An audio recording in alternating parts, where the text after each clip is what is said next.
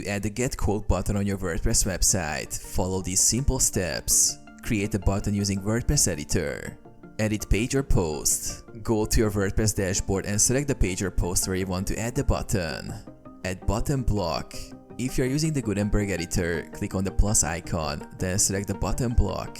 Customize button text. In the button block, change the text to Get Quote.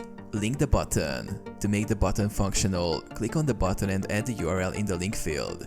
You can link it to a contact page, a request form, or any external page where visitors can request a quote. Add a button using Elementor.